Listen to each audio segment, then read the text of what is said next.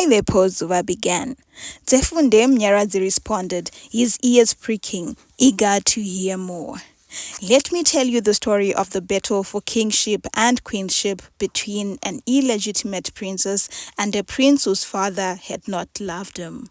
A long time ago, in a kingdom called Gara, there lived a prince named Mutongi. Prince Mutongi had known from a very young age that his father did not like him.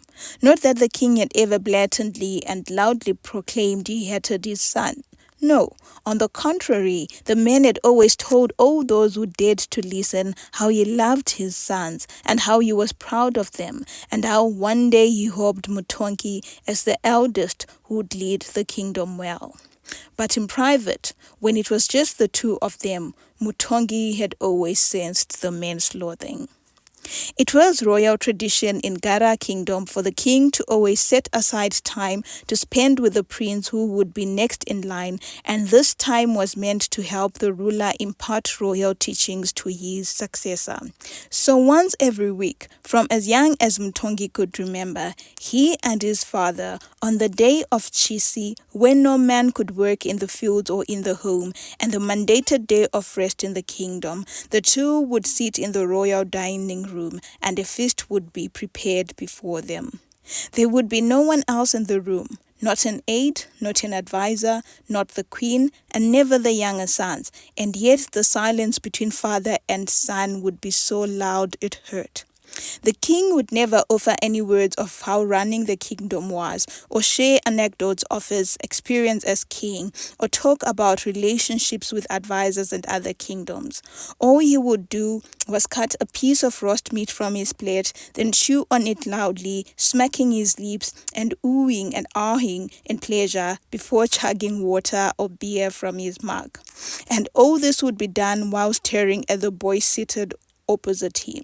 His large nose would flare with unsaid words, and his usually wide eyes would narrow as he looked at the boy, and before him Mutongi would wither and long to disappear.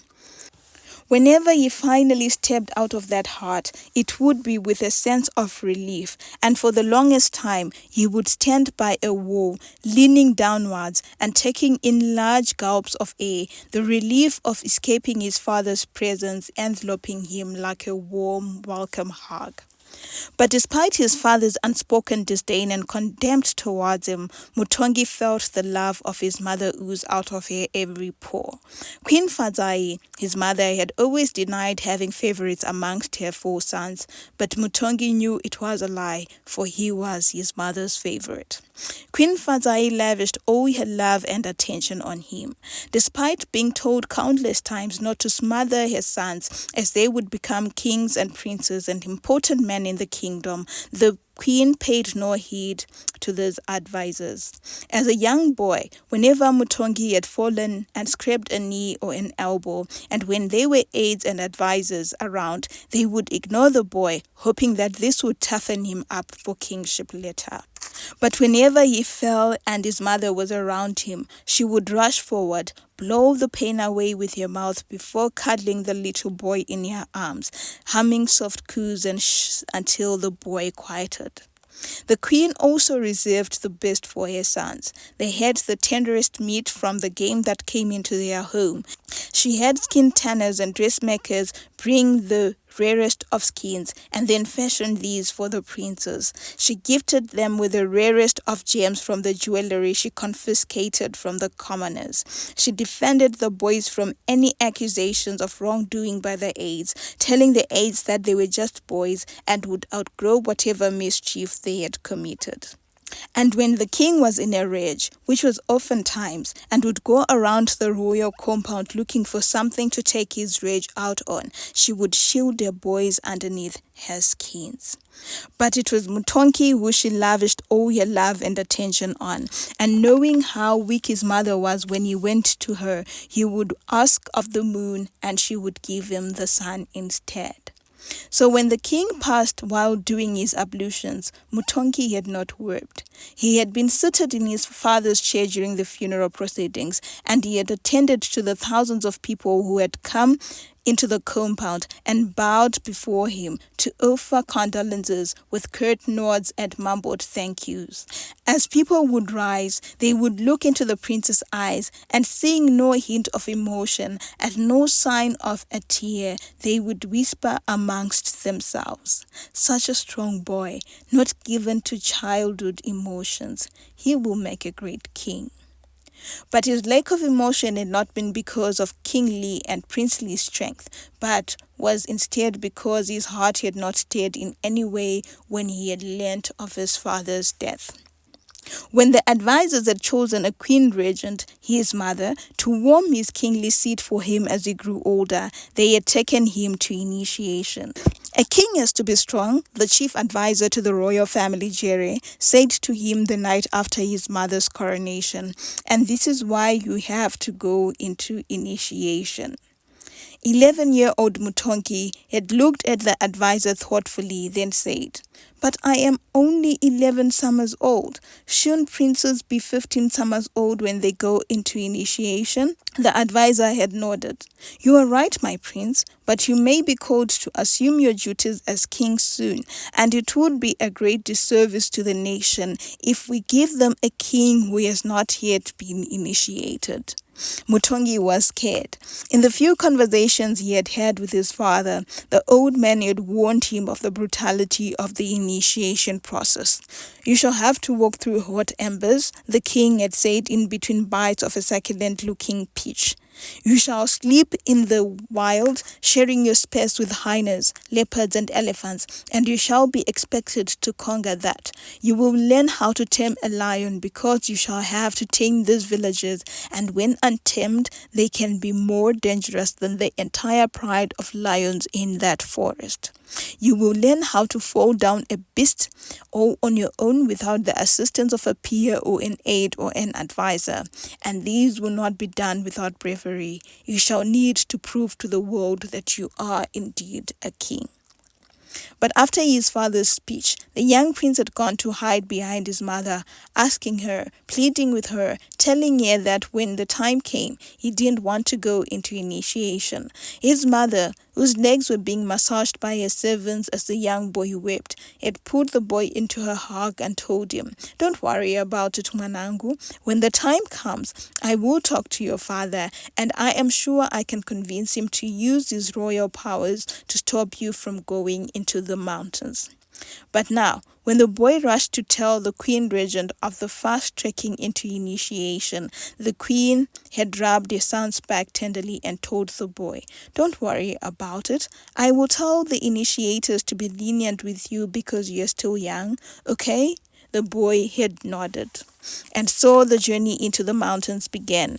Boys from the important homes in the kingdoms were selected to accompany the young king in waiting into his new role. "You have to form strong bonds and relationships with those boys," advisor Jerry had told Mutongi before they set off into the mountains. "These boys will become your advisors once you are king. So now will be the time to assess their strength so you know who will advise what."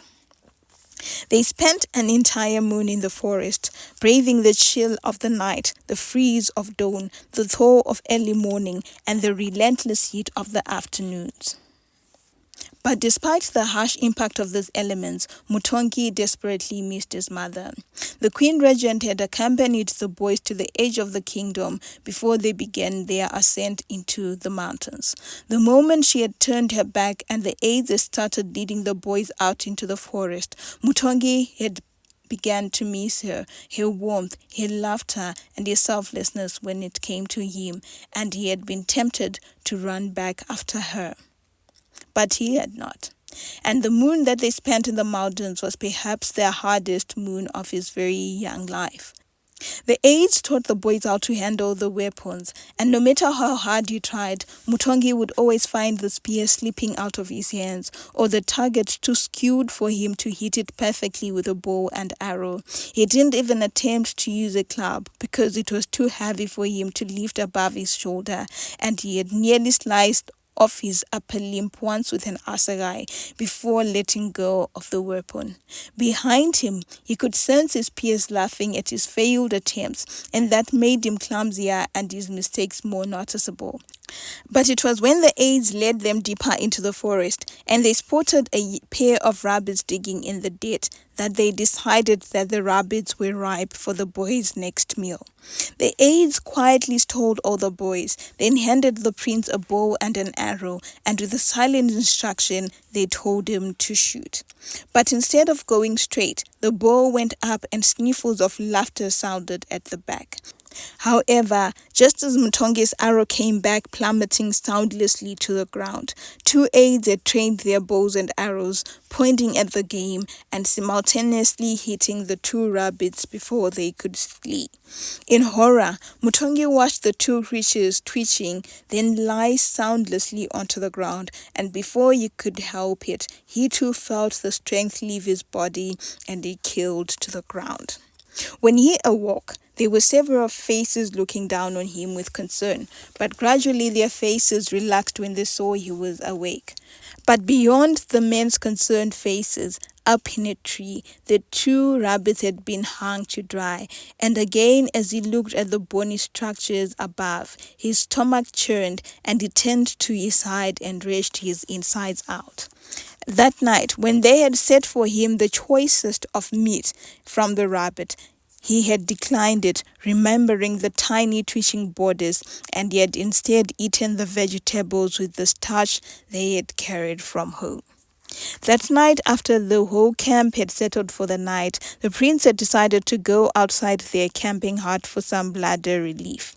Two aides had sat by the fire, guarding the boys, but they were speaking in harsh tones. Our kingdom has suffered a stroke of bad luck. From a horrible and cruel king to a woman leader who has no idea what she is doing, and now a weak leader who cannot hunt the smallest of prey. What have we done to anger the ancestors so? The other aide laughed out so hard he almost fell over his stool. The boy fell, he said between gasps of laughter, fainted when he saw the rabbits. Imagine if it had been an elephant. The boy would be deceased by now. And both aides continued to laugh for a long time. After he returned from initiation, the young prince had asked his mother, "What if I don't want to become king, am I?" The laughs and talks behind his back had gotten to him, and he felt it would be better if he forgot about kingship. But his mother had been appalled by the suggestion. "What do you mean?" she said, and he could sense the anger and fury in her eyes. He had never seen her angry at him before, and that scared him. "Who do you think should become king instead?" "You," the prince stammered. "You can remain queen regent." But Queen Fadzai had said, "This is the last time I ever want to hear you say this, ever. You hear me? I birthed you to become king and nothing else, and I will not allow you to throw all the hours I spend writhing in pain and suppressing screams because royalty doesn't scream, just to give birth to someone who says he doesn't want to be king. Now get out of my sight." But later that day, when she had calmed down from her anger, she had called him to her heart and asked quietly, "What prompted that?" Mutongi told her of all the sniffles and the laughs at his failure to shoot down game, and his mother had hugged him and told him, "You are still a boy, and you still have a lot to learn. Give it time, you'll be fit to be a king in no time." But even after the hunting and military training he continued to receive as he grew older, and the mock courts that the advisor had him sit in and adjudicate, and the night vigils that he took to strengthen himself and purify his mind and body and soul, and the diplomatic visits he made to other kingdoms, and the ties and alliances that he made after his father had severed them, the prince continued to feel like an imposter.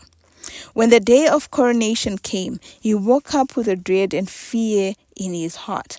While everyone in the compound bustled to make sure that the event would go well, the prince wove a brow-beaten path from his hut to the ablution facility by the end of the royal compound. His nerves were shot, and his heart was beating to the pulse of a deranged drummer. 1 minute so fast and so loud, the next minute so quiet it might as well have given up. When he finally sat in the royal arena in front of the cheering crowd, he had to rein in his breath for long moments and finally accept that he had lost and he would become king. He looked over at his mother, who sat next to him, concern written all over her face as she watched her son, and he beamed at her and she took a huge gulp of relief. He listened to the rights of the tribe and the kingdom being read, and then he stood to take his pledges to the great celebration of the crowd. Even before the chief customary and religious leader had placed a crown atop his head, he could hear the chants of "King, King, King" from the excited crowd, and in his heart he pledged to himself that he would become a better leader than his father had been, and he would show compassion to his people and restore the name and legacy of the Gara family name and the rest of the kingdom.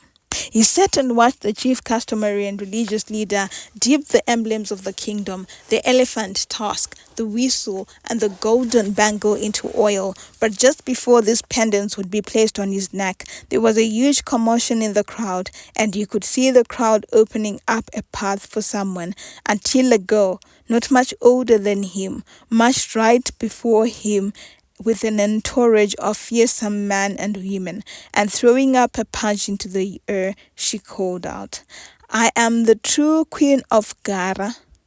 I am the rightful queen." For some seconds, Mutongi was stunned and he gawked at the girl as though she was some apparition. But before he even had time to react, several aides had formed a wall before him, and before he could even protest, he was lifted out of the throne by strong muscular hands and whisked away to the royal compound and into his room. From his room, he could hear the commotion of the crowd, and he wondered whether a battle was being fought with the girl and her army. But suppose there was a battle, he thought to himself. How would people view him, considering that he had not participated in it? They would consider him as a weakling. So grudgingly, he went to his weaponry cabinet and took out his battle regalia. He collected several spears and attached them to his belt before slinging his bow and quiver of arrows onto his shoulder. He painted his face with black dye, and taking a deep breath and attempting to gather courage from a non-existent place with himself, he walked to the door. As he opened the door, he was startled to see aides dragging the girl and several of her entourage into the compound. While the entourage kicked and screamed, the girl's face was a picture of calmness, and she held her head high as they brought her to the center of the courtyard where the king or queen tried their cases. The gates were clanged shut and no one from the crowd was allowed in. It was just the bedraggled and tied army face to face with the soon-to-be king, the royal aides, the king's advisors, and the royal family. Mutongi sat down and was quiet, wondering what next had to be done. But then he saw everyone staring at him, and he knew he had to take a decisive action. So he turned to the girl and asked, "Who are you?" The girl responded just at the same time as Queen Fadai screamed. All Mutongi had was a jumble of words between the rightful queen of Gara and "she is an imposter." Queen Fadai, standing next to her son, was however not pointing at the girl but at an older woman whose hands were tied and who was lying face down in the crowd. The woman slowly raised her face and looked squarely at Queen Fadai before she laughed, a slow-motion humorless laugh. "Fadai, my cousin," she said, "who died and made you queen." She cracked up in laughter again. But the queen did not pay heed to the disrespectful use of her first name. Instead, she had turned now to the advisory council and was speaking to them frantically. "This woman Mucha is an imposter." She was still pointing at the woman and not the girl who had laid claim to the throne. "Remember her. Remember she was a maidservant in the royal compound years ago. Then she fell pregnant, and when she was asked who the father was, she didn't say. The king banished her and told her never to return or or she would be executed, she together with her son. Remember her? She asked the advisors pleadingly. A few of them nodded their heads, but others continued to assess the woman who lay prostrate on the ground with questions in their eyes. Queen Fadzai then summoned all the queenly authority that she possessed, squared their shoulders, turned to her personal and trusted aides, and called out, "Seize her and bind her even tighter. Call the executioner. Let the order from the former king be passed." The aides seized Mucha by her underarms, but she broke out in a cackle of laughter. "Cousin, I am not scared of death. You can have the executioner on my neck now. I am not scared." Then she turned towards the council and said, "But my elders, if you do anything to my daughter, if you lay a hand on her, if you spill her blood, or if you sit here and allow anyone to take your life, then know for a fact that you have committed treason, because the blood of a queen would have been spilled." Queen Fadzai was opening her mouth to speak again when the chief advisor Jerry rose and cleared his throat. The compound quieted. Then he bowed to the queen. "My queen," he said in a soft voice, "pardon me if I'm going to speak out of turn, but do allow me to speak." The queen nodded, buying time, and the old man turned to Mucha.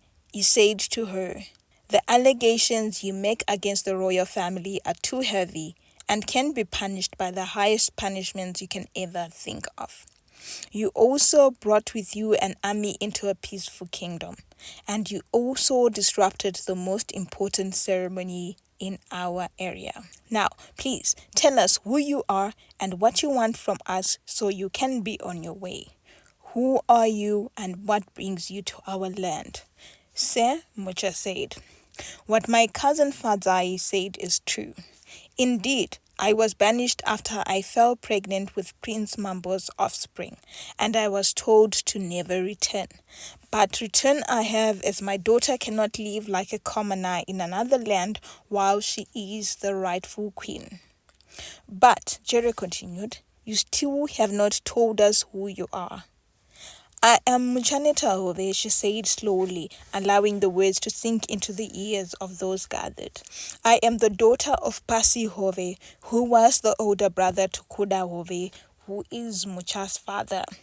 I worked in this compound many summers ago after my father passed and my uncle Kuda Hove refused to take my mother and I in and protect us from the financial problems that we faced. In this compound, I was assigned to work with Prince Mambo, and every day he would have his way with me before allowing me to carry out my duties. As a result, he planted the seed of his firstborn child in my womb." Muchaneta turned to Queen Fadzai. "Cousin," she laughed, "who would have thought that even our children would be cousins too?" But Queen Fadzai shouted a loud and angry "Quiet!" at her. The chief advisor spoke again. "We need proof." And Muchaneta looked over at her daughter. The girl did not hesitate, standing up as quickly as her tied hands and legs would allow her. She turned to the nearest aide and offered her tied arms. The aide looked over at Jerry, who nodded, and the bones were broken. The girl reached into her pouch and pulled something out that glinted in the sun. She held it up for all to see, and they all saw the crest of Gara engraved on it, and she quickly rolled it over her fingers and allowed it to sit snugly on your wrist. A gasp rushed through the crowd as they watched the artifact that only could be worn by kings and queens.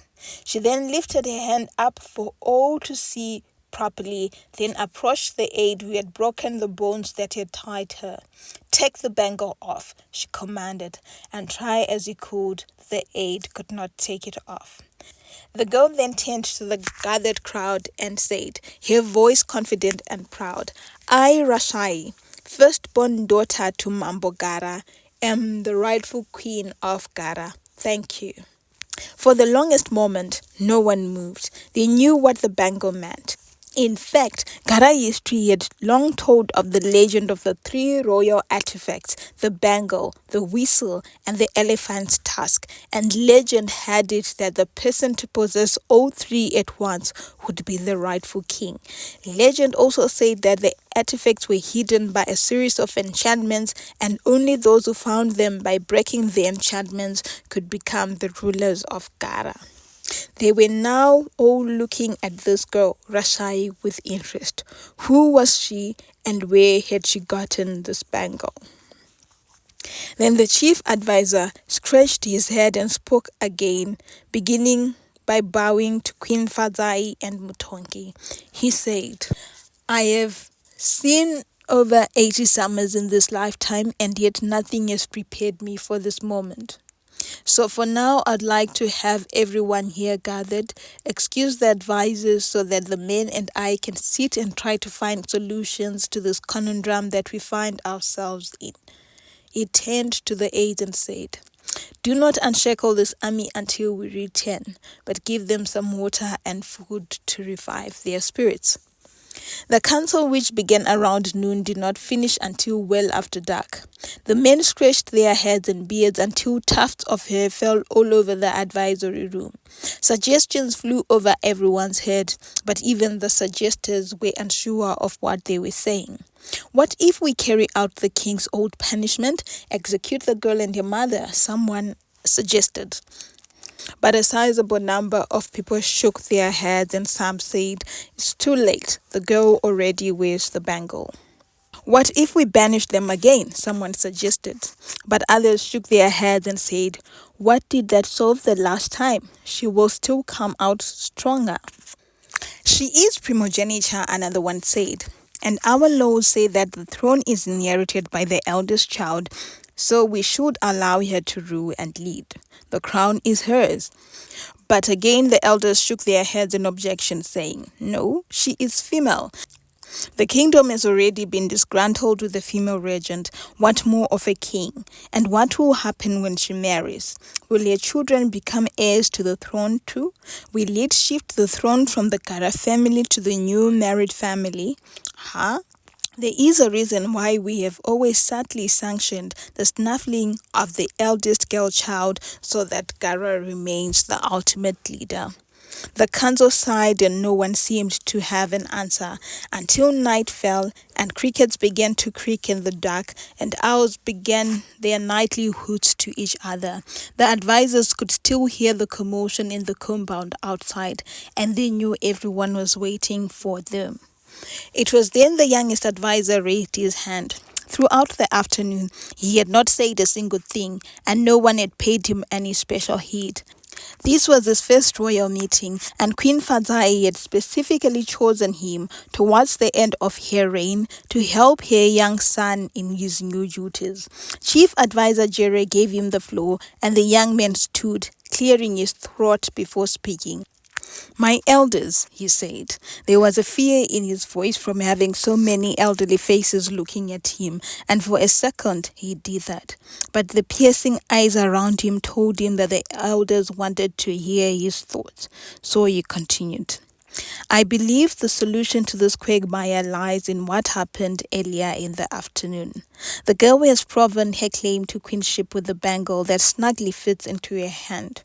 We know that our royalty is closely tied to the emblems of the kingdom, and while the bangle has already been found, we can command the two siblings, it seems, to go out and look for the other two artifacts. Legend has said the rightful king or queen in this case will fit the bangle, and it is removable. The whistle will pierce the ears of the listeners once the right royal member has played it, and the task will crumble at the hands of the king or queen before it reassembles again. In addition, legend says that only the chief advisor can know where the artifacts are, so no one here will be in a position to guide either of the siblings towards them. He was quiet for a few seconds, then he finished. So my suggestion is, why don't we let the two siblings to go out and seek the artifacts? The one who brings all three artifacts will be the ruler. The prince, if he is indeed the real ruler, will be able to remove the bangle from the princess's hand. The young advisor had expected the advisors to shake their heads, but they did not. Instead, they were looking at him with respect until one of them said, "You are a true advisor, son. Your wisdom is from the ancestors." So it was decided. The elders agreed that the chief advisor would have to be guarded by eggs, so he would not tell either of the two siblings where the bangle was hidden. Another advisor was then sent out to the agitated royal crowd and the small army, and he told them the task that the two siblings would have to undertake to determine who would be king. To the siblings, he added, "You are allowed to seek counsel from anybody within the kingdom who you think will help you to find the artifacts, except the king's advisors." To the small army, he said, "Because of the menace and the ill intent in which you approached us, we are holding you hostage in the heavily guarded cells by the edge of the kingdom. If you do behave, then we shall let you go at the end of this task." When Rashai attempted to stop the arrest of the army, the advisor assured her that they would be treated with the courtesy of Kara and no one would be harmed. But the advisors acquiesced to her desire to have her mother and her siblings with her to help her with the task. The kingdom's crier was also sent to the rest of the kingdom, and all day he walked the perimeter of the kingdom, alerting people of the challenge to the coronation and of how it would be settled. "Keep calm, people of Gara," he would cry. "The ancestors will help us choose the best candidate." That night, Mutongi found himself in his mother's royal chambers. He sat in a stool by her bedside, trying to comprehend all that had taken place that afternoon, but his mind seemed to be stuck. And the to and fro paces from his mother did not help much. They simply added to his agitation. He did not know where to start looking for the artifacts, but his mother was speaking. "We already have the bangle, so we need not worry about that. Then I know how to get the tasks, so again, no pressure there. The whistle is the problem here," she turned to her son. "How do you think we'll get it?" But Mutongi was looking at her weirdly. "What do we mean we already have the bangle and the task? We have neither." Queen Fadzai laughed. "Silly boy. What would you be without me? Of course we can find a potion that will make this illegitimate girl sleep, and then you can get the bangle off your wrist. Then we can ask the herb doctor for a potion that can make the task disintegrate, then quickly and surreptitiously replace it with another. What of the whistle though?" But even as she paced, the Queen Regent could not think of a way in which she could get hold of the whistle. So she stopped pacing and quickly grabbed 2 cords from her shelves, handing another to her son. "Let's go," she commanded. And to the look of incredulity in her son's face, she added, "To the herb doctor now."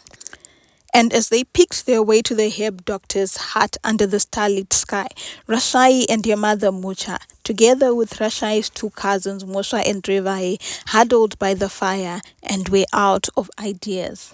It was her mother who was asked by Mosha, "How well do you know this place?" And Guru responded, "Sadly, I know nothing about this place or about these artifacts, even though I have lived in this compound for years.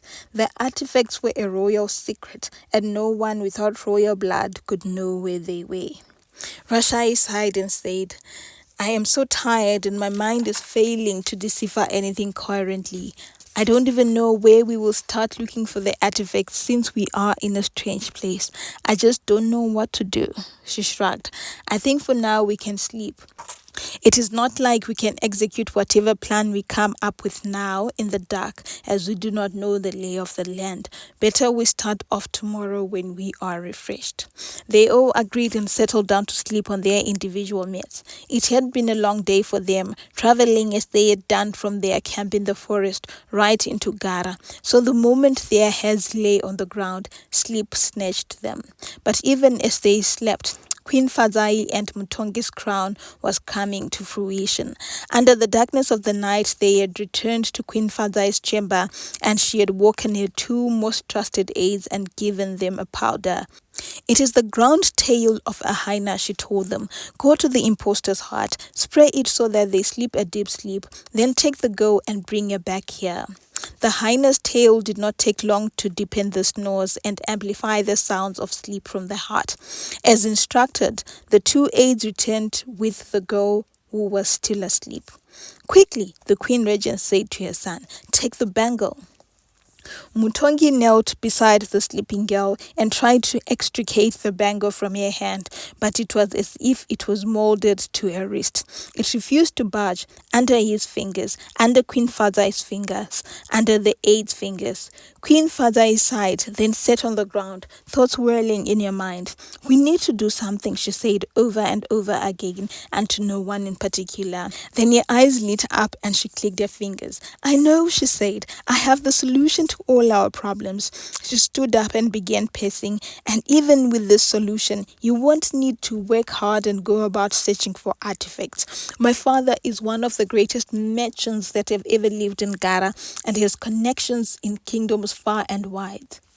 I want you, she pointed at the aides, to measure the girl's bangle from width to length, and my father will help us in getting something similar. Then we find a discreet goldsmith to engrave the Gara crest on it and tighten it on the prince's hand so that it is irremovable.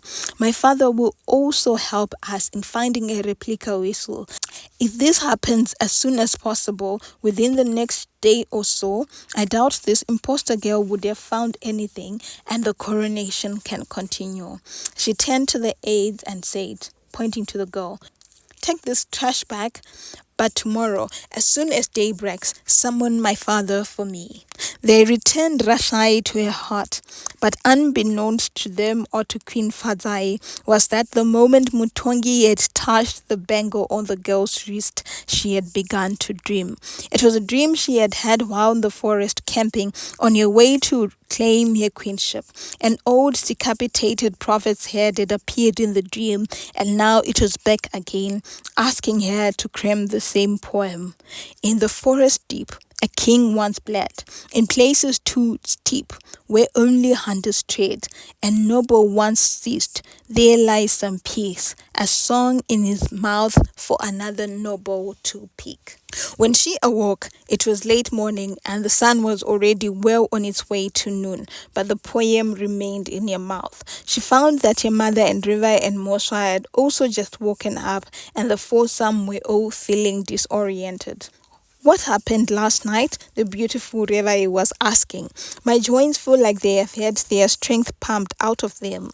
Everyone agreed. They all felt so weak. I just want to go back to sleep, Mosha was saying, yawning. No, Rashai said sharply. We have no time for that. Listen. She then told them of the recurring dream, and with sleep crusts still clinging to their eyelids and corners of their mouths, they began to attempt deciphering the poem. It took them a while to agree that there had been a king who once died in the forest, either hunting or in hunting lands, and the king had had either the whistle or the tusk with him. How do we know where a king died? Mosha asked. We don't even know the lay of this land. But Rashai had an idea. She approached the advisors and asked them to release Farah, the leader of the lost tribe of Gara, a band of renegades that had fled a cruel king's reign and stayed in the forest. The advisors only released Farah when Rashai assured them that he would not cause havoc and ignite fighting in the kingdom.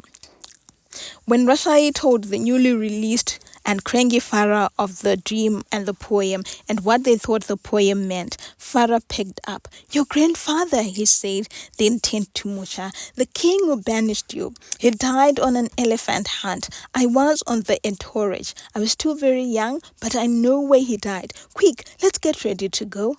The team quickly gobbled down some food and then followed Farah into the forest under the watchful eye of Queen Fadzai. The queen snapped her fingers at an aide. Follow them, she said. Preempt them if you can, and try to find what they are looking for before they they do. If you find it, your reward will be great. Rashai and Tim did not take long to reach the place where the king had fallen, a wide clearing in the forest, and they started the search, looking under rocks and stones, under leaves and twigs, in every nook and cranny and crevice, all under the watchful eye of the hiding aid. Do you think there are enchantments that need to be broken? Mucha asked, and Rashai responded, I pray not. I don't know what to do with enchantments. They searched the entire afternoon, and even as the sun began to descend west, they did not give up. I will stay here all night, Mosha said, until we find these artifacts. Revai, who was taking a breather sitting on a rock, said, Me too, and stretched herself on a boulder.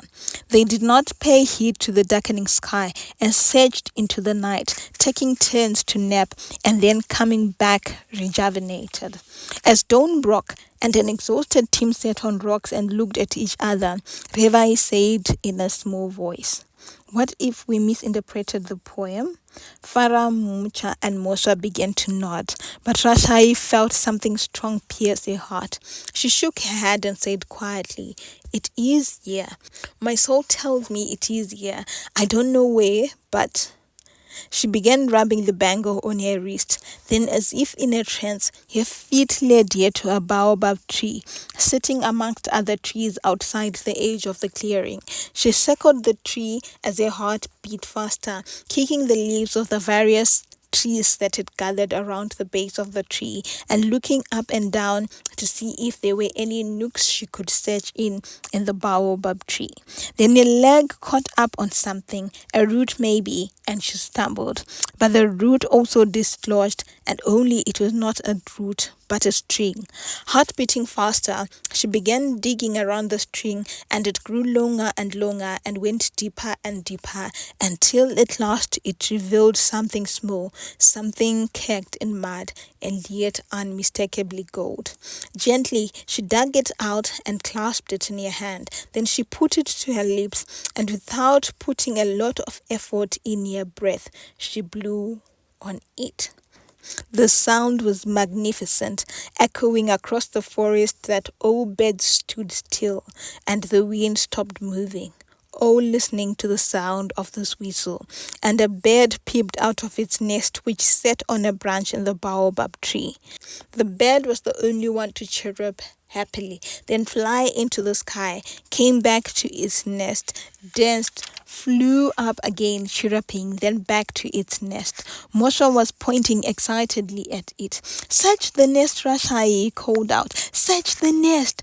And Rashai scrambled up the smooth bark of the baobab, and there, sitting in all its pride, was an elephant's tusk. When she came down, Mucha and Revai were crying tears of joy, while Farai and Mosha were all smiling and bowing to her and chanting, Queen, Queen, Queen.